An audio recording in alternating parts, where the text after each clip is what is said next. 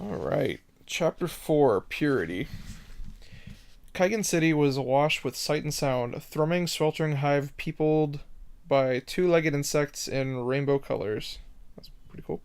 A pall of lotus fumes hung in the air, bubbling in dozens upon dozens of oily black streams from the exhaust pipes of the sky ships floating above. Cigar-shaped canvas balloons with rusted metal exoskeletons filled the sky. Their inflatables were underslung with the long hulls of wooden junks. There are holds full of Gaijin prisoners of war, trade goods, and precious blood lotus transported from the clan fields. Each balloon was painted with the totem spirit of the Zaibatsu that owned it, and the skies seemed full of clashing tigers, Tora, snarling dragons, Ryu, blazing phoenix, Fushicho, and even the occasional nine-tailed fox, Kitsune. Each each hull also wore the distinctive kanji symbol of the Lotus Guild, painted in broad brushstrokes along the keel. Shima's roads were not made of brick or dirt, but of red choking cloud. The clans of the Tiger, Phoenix, Dragon, and Fox had once stood among 2 dozen extended families scattered across the 8 isles, all subjects of the great Shima Imperium. Yet when the first shogun of the Tiger clan, Great Tora Kazumitsu, the first, rose in rebellion against the corrupt Tenma emperors, he had rewarded his 3 loyal captains with vast tracts of land and stewardship over all the clans within. And thus, 2 dozen slowly became four, the great Zaibatsu conglomerates, gradually consuming the clans of the falcon, the serpent, the ox, and their fellows, their kami spirits fading from thought and memory until all that remained were a few scattered tattoos and footnotes in the great dusty scrolls of history. Exotic sense of Exotic scents and rippling heat drifted up from the distant marketplace, always overshadowed by sputtering motors and lotus exhaust spilling from the engines of the sky ships, the motor rickshaws, the rail yards, the vast smoking chi refinery. Yukiko found herself gagging whenever she was down here. The myriad smells and colors mixed with that oily stench with that wait, sorry. And colors mixed with that oily stench were enough to make her stomach turn. She pushed through the crowds, keeping one hand on the purse hidden in the obi sash around her waist. Knowing her father, he had already spent his pay on drink and smoke, and the few coins she possessed would be all they had to eat with this month. The gutters of Kaigen had burred the 1,000 pickpockets with 10,000 sticky oil-stained fingers, and each more hungry and desperate than the last. Here in Downside, the fool who only found himself parted from his money was having a good day. The crowd was a mix of grimy skin and painted, pristine flesh, dirty rags, and luxuriant silk, pressed together in the fly-blown throng. There was scarcely a bare face in sight. Common folk wore polarized goggles and kerchiefs tied over their mouths. People of wealth and standing had expensive mechanized breathers slung around their faces. It was as if the entire populace had something to hide. Without facial expressions to serve as a guide, social interactions on Kaigen streets was mostly measured in flesh, deference gauged in the depth of the other man's bow, hand gestures serving in the place of a smile, an aggressive stance adopted to showcase a frown. A language spoken by the body as well as the mouth. The buildings of Downside were a multi-storied, ramshackle affair, piled on top of one another without forethought or planning, a constantly swelling blister of cracking clay and bleached wood. The upside architecture across the river was just as decrepit, but the compositions at least held something close to symmetry. The city's broad cypress bark roofs were desiccated and gray, stripped of paint by the merciless sun and polluted black rains that fell in Shima's winter months. Windows of clouded beach glass or rice paper stared out with blind, vacant expressions onto the churning crush of flesh on the cobbles below. At each twisted intersection crouched a small stone shrine to Fujin, the god of wind and ways. Temples to the Lady of the Sun, blessed Amaterasu, and her father, Lord Izanagi, the great maker god, stood shoulder to shoulder with towering brothels, gambling pits, and the smoke-filled, tar-stained walls of lotus dens. Each north-facing window was scattered with a small handful of rice, an offering to appease the hunger of the Dark Mother, dread Lady Izanami, the Earth Goddess corrupted by the Yomi underworld after the birth of Shima. Three rivers clawed sluggish paths through the city's bowels, their water as black as tar. Kaigen Jail sat hunched on the crumbling banks of the Shojo, glowering at the rusted metal skeleton of the rail yards across the way. Chapter House. Wait, what? Sorry. Oh. Wait, what? Did I miss that? Oh, yeah, I did. Sorry. Chapter House Kaigen loomed at the black foaming collision of the Shiroi and Junsei, a five-sided fist of yellow stone punching skyward through broken cobbles. It stretched 4 stories into the reeking air, pentagonal windowless walls set with 5 rusted iron gates around the base, throwing a dark shadow over Kaigen's pockmarked face. The vast charred chimneys stacks of the refinery to the south retched their filth into the sky, black fingers of greasy stink and acrid taste worming their way down the throats of the seething masses. The din of metal upon metal, thousands of hungry voices, the squeal of rutting corpse rats, high-pitched roofs thrust their peaks at the right skies above, leading the smoking city skyline a jagged sawtooth shape. Shouldering her way through a mob of rickshaw runners on a smoke break, Yukiko caught sight of the barometric apparatus of a weather priest bobbing through the crowd. The whirling, multi-armed periscope disappeared through the door of a noodle store, and her stomach growled, reminding her that she hadn't eaten today. "You want some breakfast?" She looked back at Akihito, still waiting through the masked mob a good distance behind. "I thought we were hunting thunder tigers," he yelled. "You want to do that on an empty stomach?" Yukiko smiled, stepping into the crowded bar and pulling down her kerchief.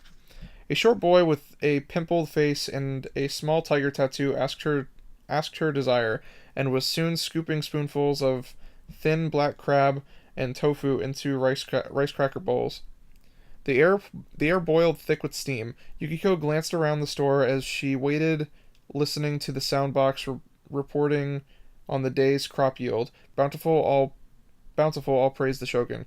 The war with the Gaijin overseas.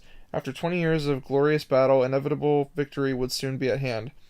And last week's refinery fire, an accidental fuel leak being the cause.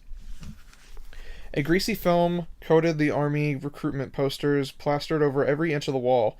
Illustrations of stern-faced boys shouted silent slogans against a backdrop of imperial suns. "Be all you can be! The best and the brightest! For Bushido! For honor!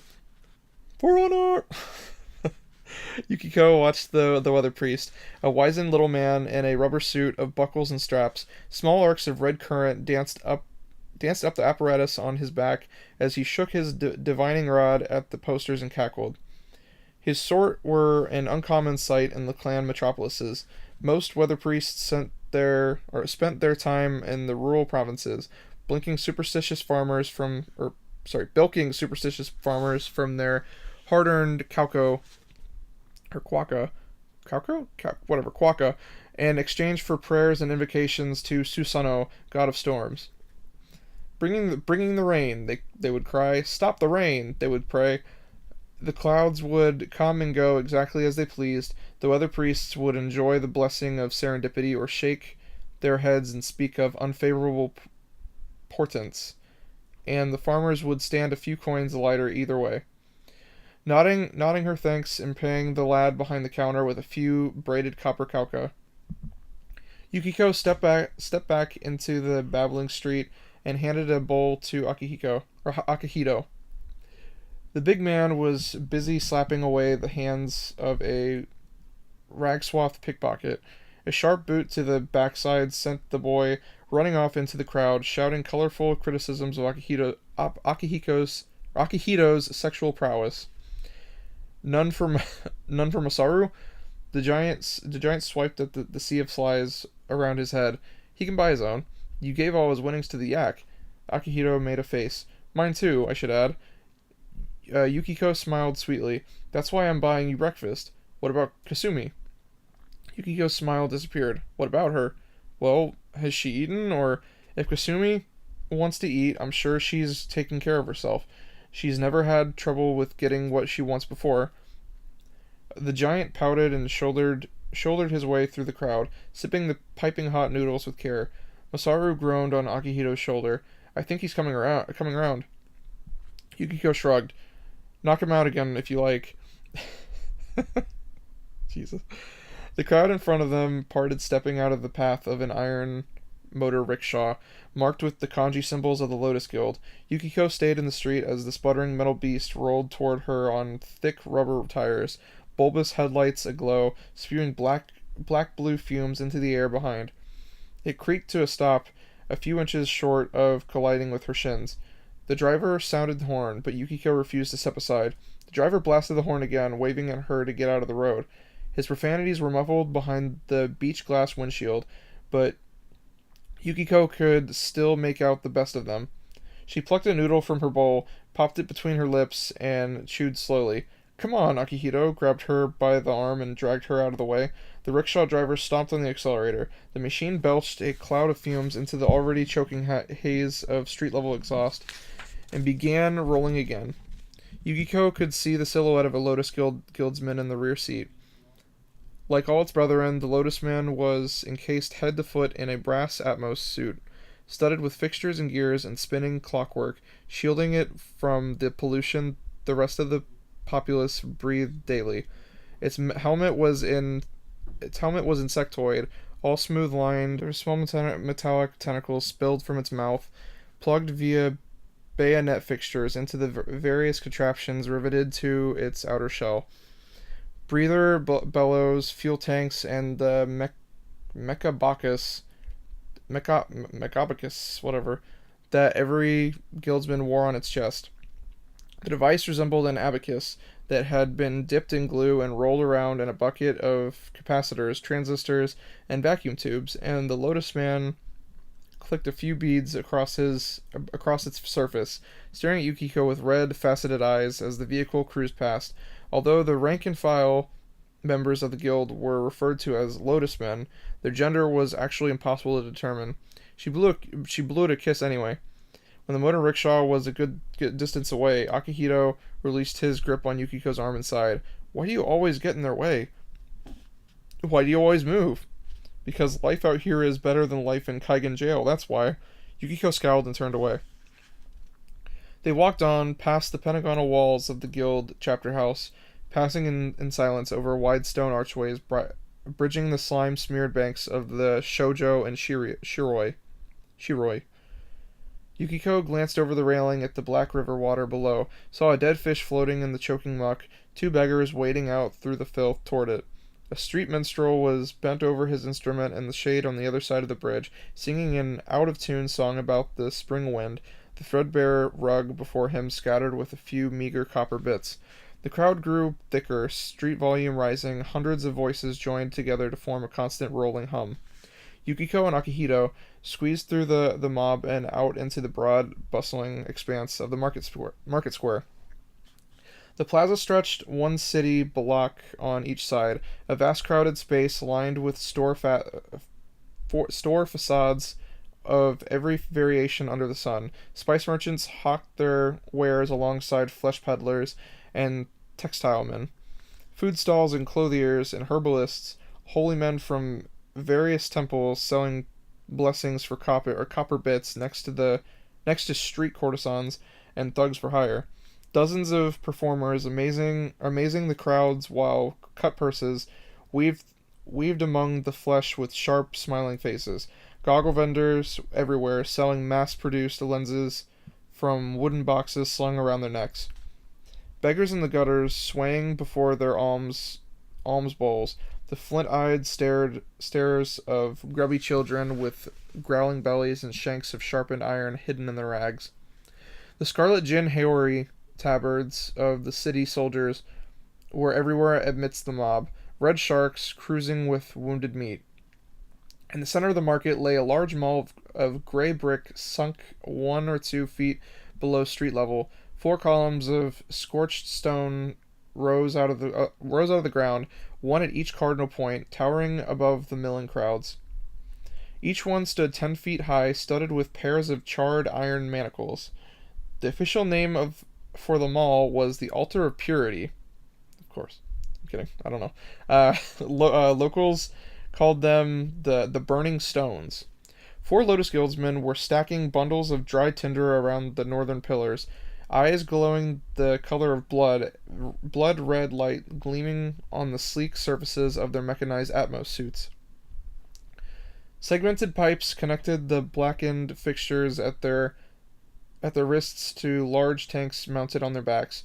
Yukiko stared at the white Jin Hiyori tabards they wore over their metal shells, the kanji symbols that denoted their sect within the guild.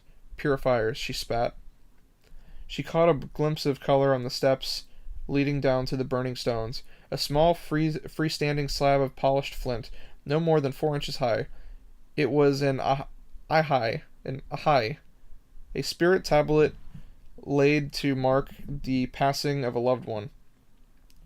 Real flowers were impossible to find in the streets of Kaigen, so the mourners had arranged a delicate circle of rice paper blooms at its base. Yukiko couldn't make out the name carved into the stone. As she craned her neck to get a better look, one of the purifiers clomped up the stairs, stamped on the tablet, and scattered the flowers with its boot. Yukiko stared at the ash beneath the blackened columns, at the crushed paper petals blowing in the wind, gnawing at her lip. Her heart was pounding in her chest. Akihito kept his voice low, shook his head. Yeah. The guild must have caught another one. A crowd was gathering around the edges of the mall, a mix of morbidly curious and genuinely fanatical, young and old, men and women and children.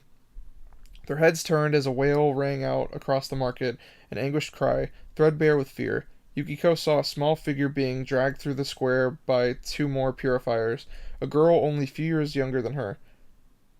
Kicking and thrashing as she came, dressed in black, hair tangled around her face. Her eyes were wide with terror as she struggled against that cold mechanized grip, a child's fist against a mountainside. She stumbled, knees dragged bloody across the cobbles as the purifiers hauled her to her feet again. Impure! A cry went up from a few of the zealots among the mob, echoed across the square. Impure! Impure! Sorry. The girl was dragged down the steps, screaming and sobbing all the way. The guildsmen hauled her onto the tinder, pressed her back against the northern burning stone. As 2 purifiers closed a pair of manacles about the girl's wrists, a third stepped forward and spoke in a mechanical rasp, a voice that sounded like the song of 100 angry lotus flies.